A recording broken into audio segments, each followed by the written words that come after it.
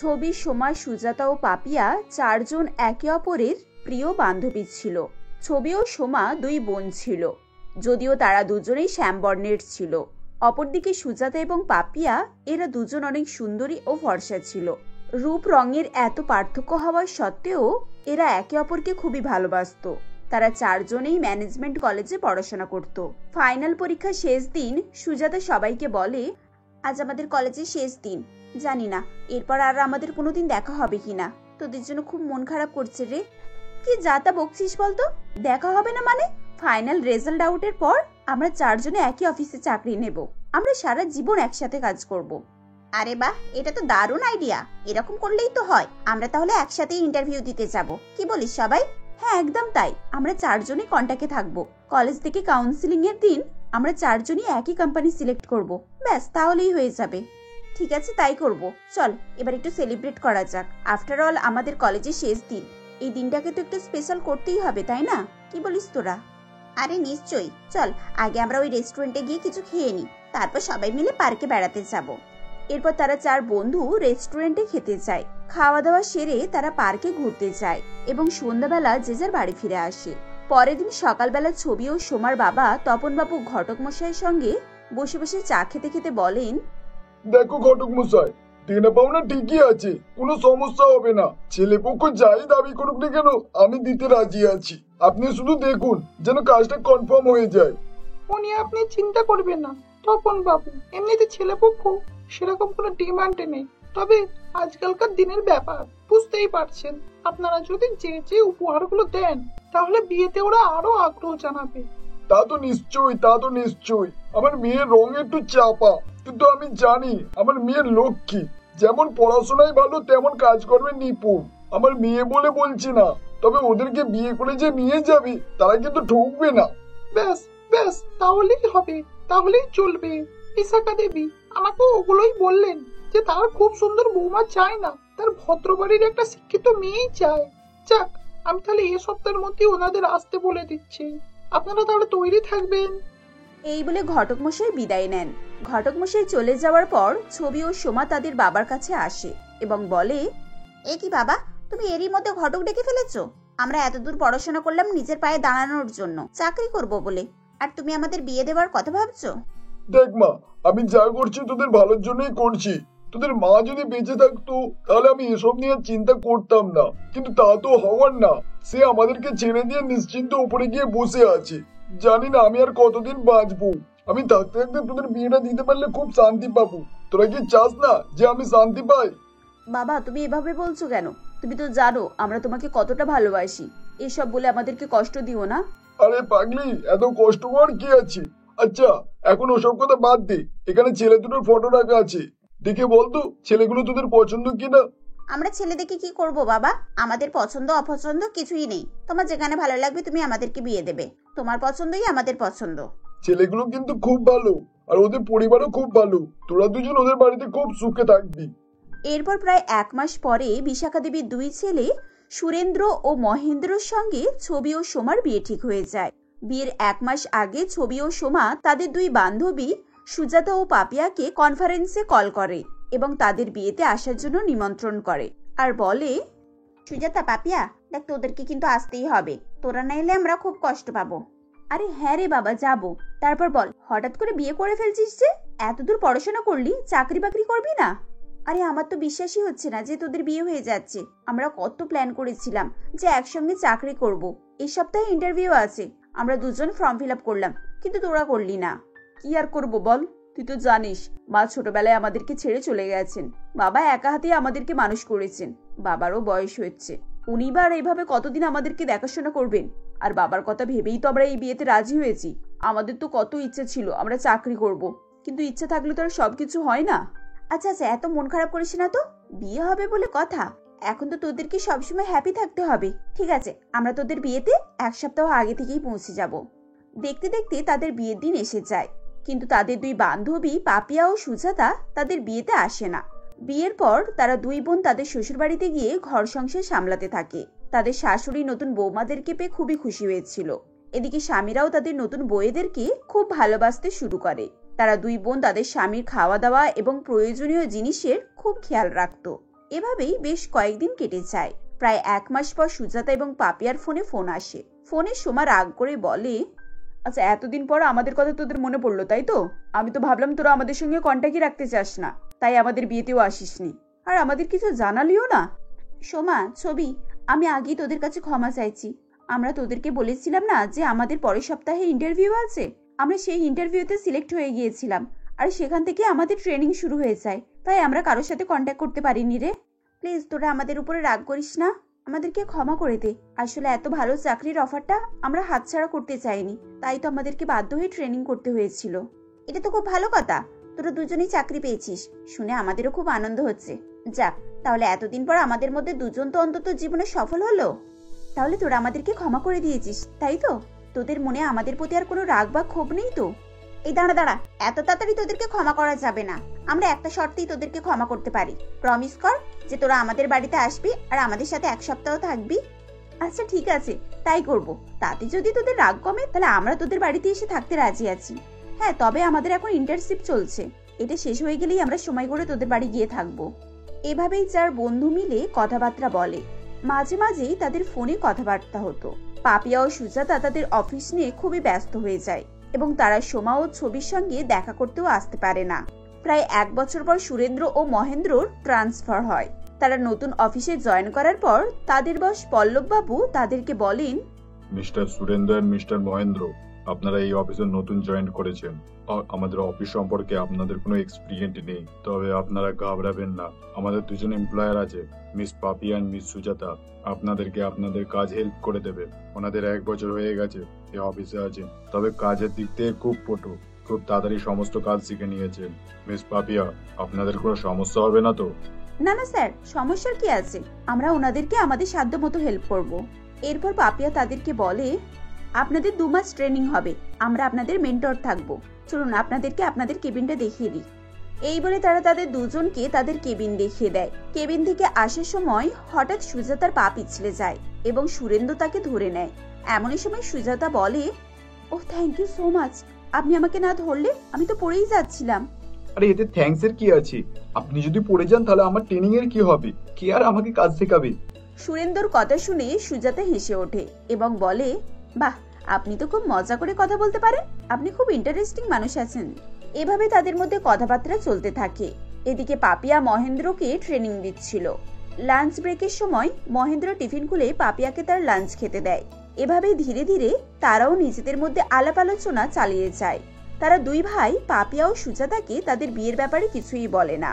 এদিকে তারা 2 বান্ধবী জানতো না যে এরা আসলে তাদের 2 বান্ধবী সোমা ও ছবির স্বামী। কয়েকদিনের মধ্যেই 2 ভাই তাদের অফিস কলিগের সঙ্গে ঘনিষ্ঠতা বাড়ায়। এরপর তারা মাঝে মাঝে রেস্টুরেন্টে খেতে যেত ও বাইরে বেড়াতে যেত। বাড়িতে তাদের স্ত্রীরা এসব কিছুই জানতে পারতো না, তারা তাদের সংসার নিয়ে ব্যস্ত ছিল। একদিন 2 ভাই পাপিয়া ও সুজাতাকে নিয়ে একই রেস্টুরেন্টে পৌঁছে যায় এবং দুজন দুজনকে দেখে ফেলে। অফিস থেকে বাড়ি ফেরার পর মহেন্দ্র সুরেন্দ্রকে বলে, এই দাদা, তুই কেন আজকে সুজাতার সঙ্গে রেস্টুরেন্টে গিয়েছিলিস? তুই সত্যি করে বলতো, তোদের মধ্যে কি কিছু চলছে? তুই কি বৌদিকে চিট করছিস নাকি? তুই তো দেখছি আমার কথা খুব ভাবনা চিন্তা করছিস। তুই নিজে পাপিয়ার সঙ্গে কি করতে গিয়েছিলিস? আমি তো তোদেরকে প্রায় একসঙ্গে গল্প করতে দেখি, আর ঘুরে বেড়াতেও দেখেছি। তুই কি ভেবেছিস তুই আমার চোখকে ফাঁকি দিয়ে সবকিছু করতে পারবি? দাদা, আমি সুমনাকে ভালোবাসি, কিন্তু পাপিয়াকে যেদিন থেকে দেখেছি সেদিন থেকে আমি ওর প্রতি দুর্বল হয়ে গিয়েছি। পাপিয়া তো আমাকে খুব পছন্দ করে, ওকে আমি নাও বলতে পারি না। আমারও তো ওই একই অবস্থা। আমাদের সম্পর্ক অনেক দূরে এগিয়েও গেছে। সুজাতা তো আমাকে বিয়ের প্রস্তাবও দিয়েছে। আমি ভাবছি বিয়েটা এগিয়ে ফেলবো, এছাড়া তো আর কোনো উপায়ও দেখতে পাচ্ছি না। কিন্তু তুমি কি সুজাতাকে বিয়ের কথা বলেছো? ও যদি জানতে পারে তুমি বিবাহিত, তখন কি ও তোমাকে বিয়ে করতে রাজি হবে? কালকে আমি ওর সঙ্গে দেখা করে এসব কথা বলবো, বলে সবকিছু ঠিকঠাক করবো। তুইও পাপিয়ার সঙ্গে খোলাখুলি কথা বল। ওরা যদি সত্যিটা জানতে পারে তারপর আমাদের বিয়ে করতে রাজি হয়, তাহলে আমাদের আর কোনো আপত্তি থাকা উচিত না। তুমি ঠিক বলেছো দাদা, আমি কালকেই পাপিয়ার সঙ্গে কথা বলবো।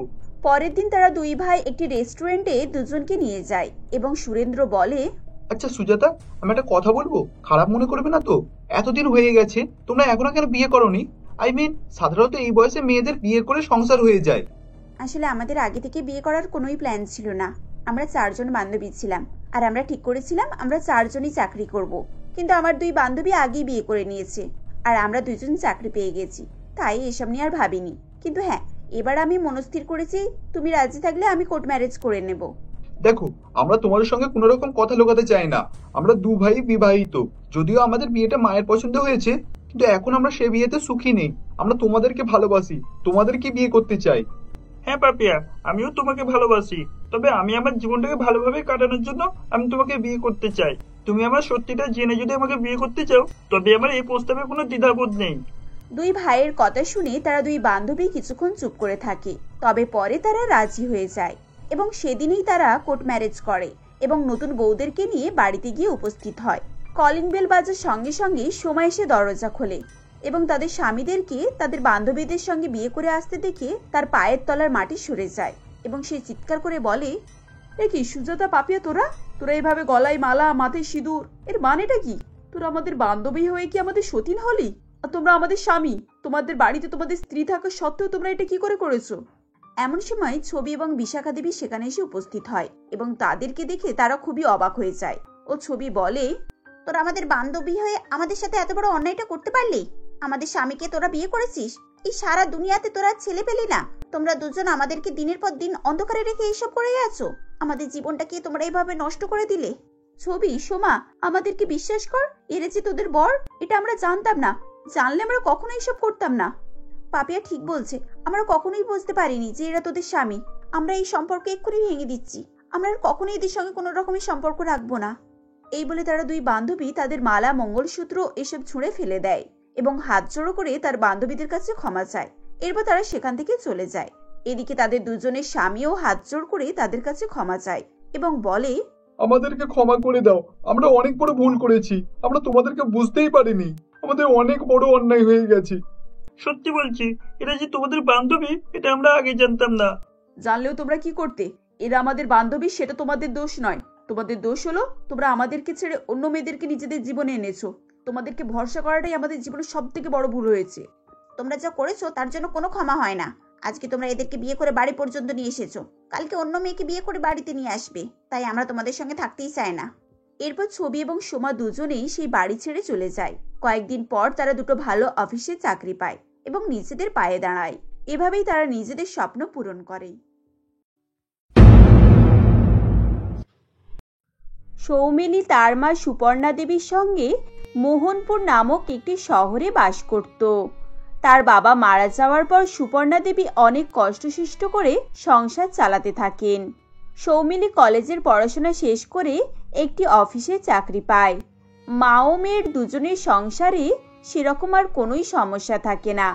মাসের শেষে সৌমিলি তার মায়ের হাতে মাইনের টাকা তুলে দিয়ে বলে, এই নাও মা, এই মাসে সংসার খরচ। আর শোনো, আজকে অফিস থেকে ফেরার পথে আমি তোমার জন্য দুটো শাড়ি কিনে আনবো। ওই শাড়িগুলো অনেক পুরনো হয়ে গেছে, জায়গায় জায়গায় ছিঁড়ে গেছে।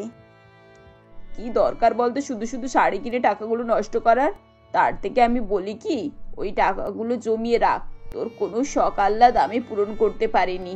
ওই টাকার কিছুটা জমাস আর কিছুটা তোর মনের মতো করে খরচ করিস। টাকা আমি জমাচ্ছি মা, অফিস থেকে পিএফ এর টাকা কেটে নিচ্ছে। আর আলাদা করে আমার ইচ্ছে মতো খরচ করার কি বা আছে? তুমি তোমার হাতে রোজ আমার জন্য চিকেন ললিপপ রান্না করবে, ওতেই আমার হবে। এছাড়া আমার আর কোনো শখ নেই। পাগল মেয়ে কোথাকার, তোর স্বভাব একেবারে বাচ্চা ছেলেদের মতো। আচ্ছা ঠিক আছে, আমি আজকেই তোর জন্য চিকেন ললিপপ করে রাখবো। অফিস থেকে ফিরে খাবি ক্ষণে। এরপর সৌমিলি অফিসে চলে যায়। আসলে সে এই রকমই ছিল। তার জামা কাপড়, ঘোরা বেড়া, ঘর বাড়ি, গয়না এসব কিছুরই স্বাদ ছিল না। সে একটু ভালো মন্দ খেতে পেলেই খুশি হয়ে যেত। আর ভালো মন্দ খাবারের মধ্যে চিকেন ললিপপ তার ফেভারিট ছিল। অফিস শেষে মাঝে মধ্যেই তার কলিগদের সঙ্গে বাইরে রেস্টুরেন্টে খেতে যেত। এমনই একদিন সে তার দুই কলিগ নেহা এবং মাধবীর সঙ্গে একটি রেস্টুরেন্টে খেতে যায়। সেখানে গিয়ে সে নেহাকে বলে, এই নেহা, তোরা কি খাবি বল? আমি তো চিকেনের আইটেম নেব, চিকেন ললিপপ আর চিকেন কাবাব। আরে সৌমিলি, আজ তো শনিবার, তুই এইসব আমিষ খাবার খাবি এখন? আমি তো ভেবেছি একটা স্যুপ আর স্যান্ডউইচ খাবো। হ্যাঁ, আমারও আজ নিরামিষ রে, আমিও চিকেন খাবো না। তোরা এইসব কি যে বলিস না, আজকাল কি কেউ এইসব মানে নাকি? আর তাছাড়া আমি তো চিকেন ললিপপ ছাড়া থাকতেই পারি না। আর এই রেস্টুরেন্টের চিকেন ললিপপ খুবই ফেমাস। তুই তোর খা বাবা, আমাদেরও তো চিকেনের প্রতি ভক্তি নেই। আর শোন, তোর কিন্তু এটা অভ্যাসে পরিণত হচ্ছে, পরবর্তীকালে এটা নিয়ে সমস্যা হতে পারে। ওসব কোনো সমস্যাকে আমি পাত্তাই দেব না। আমি তো ঠিক করে রেখেছি বিয়ের আগে আমি আমার হবু শ্বশুর বাড়িতে গিয়ে এগ্রিমেন্ট করিয়ে নেব যে চিকেন ললিপপ আমার ফার্স্ট প্রায়োরিটি হবে। তুই একেবারে একটা পাগলি মেয়ে, বুঝেছিস? একথা শুনে তারা সবাই হেসে ফেলে। এভাবেই দিন কাটতে থাকে। একদিন অফিস থেকে বাড়ি ফেরার পথে সৌমিলি বাস স্টপে একা দাঁড়িয়েছিল। অনেকক্ষণ হয়ে যায় কিন্তু বাস আসে না। এমনই সময় দিলীপ নামের একটি ছেলে মোটর বাইক নিয়ে বাস স্টপের কাছে আসে। সে কিছুক্ষণ অপেক্ষা করে। মাঝে মাঝে সে সৌমিলির দিকে তাকাচ্ছিল এবং সৌমিলিও তাকে দেখছিল। কিছুক্ষণ পর সে তার বন্ধু প্রীতমকে ফোন করে এবং বলে, হ্যালো প্রীতম, কি তোর বাস আসতে এত দেরি হচ্ছে কেন? আমি তো কখন থেকে এখানে দাঁড়িয়ে আছি। এখানে বাসের খুব সমস্যা রে। বাসের ড্রাইভারের সঙ্গে যাত্রীদের ঝামেলা হয়েছে। আজ মনে হচ্ছে বাস ছাড়বে না। তাছাড়া এটাই এই রুটের শেষ বাস। কাল ভোর ভোর অন্য বাস ধরে বেরোবো। সে কি ঝামেলা হচ্ছে নাকি রে? আচ্ছা ঠিক আছে তুই সাবধানে থাকিস। এই বলে দিলীপ ফোন রেখে দেয়। এরপর সে বাড়ি ফেরার জন্য প্রস্তুতি নেয়। ঠিক সেই সময় সৌমিলি তার কাছে গিয়ে বলে, বলছি আপনি যদি কিছু মনে না করেন তাহলে আপনি কি আমাকে একটু সাহায্য করতে পারেন? হ্যাঁ নিশ্চয়ই, বলুন আমি আপনার কি সাহায্য করতে পারি। আসলে আমি অনেকক্ষণ থেকে এখানে অপেক্ষা করছি, বাস নেই। এখন আমি কিভাবে বাড়ি ফিরবো কিছুই বুঝতে পারছি না। আপনি যদি আমাকে একটু লিফট দিতেন। হ্যাঁ নিশ্চয়ই, আসলে আমি বুঝতে পেরেছিলাম, কিন্তু আপনি কি ভাববেন সে ভেবেই আমি কিছু বলিনি। আপনি কোথায় যাবেন? বাইকে বসুন, আমি আপনার বাড়িতে ছেড়ে দিচ্ছি। এরপর দিলীপ সৌমিলিকে তার বাড়ির কাছে পৌঁছে দেয়। সৌমিলি বাইক থেকে নেমে দিলীপকে ধন্যবাদ জানায় এবং বাড়ির পথে রওনা দেয়। কিছুক্ষণ পর দিলীপ বুঝতে পারে যে তার বাইকে সৌমিলির ব্যাগটি রয়ে গেছে, কিন্তু ততক্ষণে সৌমিলি চলে গিয়েছিল। তাই সে কি করবে কিছুই বুঝতে পারছিল না। তখন ব্যাগটি নিয়ে বাড়ি ফিরে আসে। পরের দিন দিলীপ সৌমিলির ব্যাগটি নিয়ে আবারও বাস স্ট্যান্ডে যায় এবং তার জন্য অপেক্ষা করে। কিছুক্ষণ পর সৌমিলি সেখানে এসে উপস্থিত হয় এবং দিলীপকে দেখে বলে, আরে আপনি? এই তো আমার ব্যাগ। আর আজকে আমি সারা বাড়িতে ব্যাগ খুঁজে বেড়াচ্ছিলাম। ও বুঝেছি, আপনার কাছে ফেলে চলে গিয়েছিলাম, তাই না? একদম তাই, এই নিন আপনার bag. Thank you so much. এই যা দেখুন, কাল থেকে আপনার নামটাই জানা হয়নি। আমি হচ্ছে সৌমিলি। আমি দিলীপ। তা ম্যাডাম, শুধু থ্যাংক ইউ দিলেই হবে? আপনাকে তো এর জন্য একটা ট্রিট দিতে হবে। আপনি কি আমার সঙ্গে এক কাপ কফি খেতে পারেন? ইয়েস দিলীপ বাবু, তবে আমি শুধু কফি খাবো না, তার সঙ্গে আমাকে চিকেন ললিপপও খাওয়াতে হবে কিন্তু। এভাবে কথা বলার পর তারা দুজনে মিলে হাসতে থাকে। এরপর থেকে প্রায়ই তারা দেখা করত। দেখতে দেখতে কিছুদিনের মধ্যেই তাদের মধ্যে বন্ধুত্ব গড়ে ওঠে ও পরে সেই বন্ধুত্ব ভালোবাসায় পরিণত হয়। এমনই একদিন দিলীপ কিছু এবং একটি আংটি নিয়ে সৌমিলির কাছে আসে। সে তার সামনে ফুলগুলো এগিয়ে দিয়ে বলে, শর্মিলি, আমি না তোমাকে খুব পছন্দ করি। Will you marry me? Dilip, আমিও তোমাকে অনেক পছন্দ করি। তবে তুমি এই ফুলের বদলে যদি চিকেন ললিপপ দিয়ে আমাকে প্রপোজ করতে তাহলে আমি আরো খুশি হয়ে যেতাম। তুমি সত্যি একটা পাগলি মেয়ে। আমি এত রোমান্টিক ভাবে তোমাকে প্রপোজ করলাম আর তুমি কিনা চিকেন ললিপপ নিয়ে পড়ে রয়েছো। এ কথা শুনে সৌমিলিও হেসে ফেলে। দেখতে দেখতে কয়েক মাসের মধ্যেই তাদের বিয়ে হয়ে যায়। বিয়ের পরের দিন সকালবেলা সৌমিলির শাশুড়ি মা মিনতি দেবী তাকে বলেন, বৌমা তুমি দুপুরে কি খাবে বলো, আমি তোমার জন্য বানিয়ে রাখবো। আজকে আমার হাতের খেয়ে নাও, কাল থেকে তো আমরা তোমার হাতেরই রান্না বান্না খাবো। ঠিক আছে মা, তবে আজকে আমার চিকেন খেতে খুব ইচ্ছা করছে, আর এই কদিন আমি চিকেন ললিপপ খাইনি। আচ্ছা ঠিক আছে, আমি তোমার জন্য চিকেন ললিপপই করে দিচ্ছি। সেদিন শাশুড়ির হাতে রান্না খাওয়ার পর থেকে সে প্রায় প্রতিদিনই চিকেন ললিপপ এবং চিকেনের অন্যান্য আইটেম রান্না করত। টানা এক সপ্তাহ চিকেন খাওয়ার পর একদিন দিলীপ খেতে বসে সৌমিলিকে বলে, এ কি আজকেও চিকেন? এইভাবে চিকেন খেতে খেতে তো আমার চিকেনের প্রতি বিরক্ত লেগে যাচ্ছে।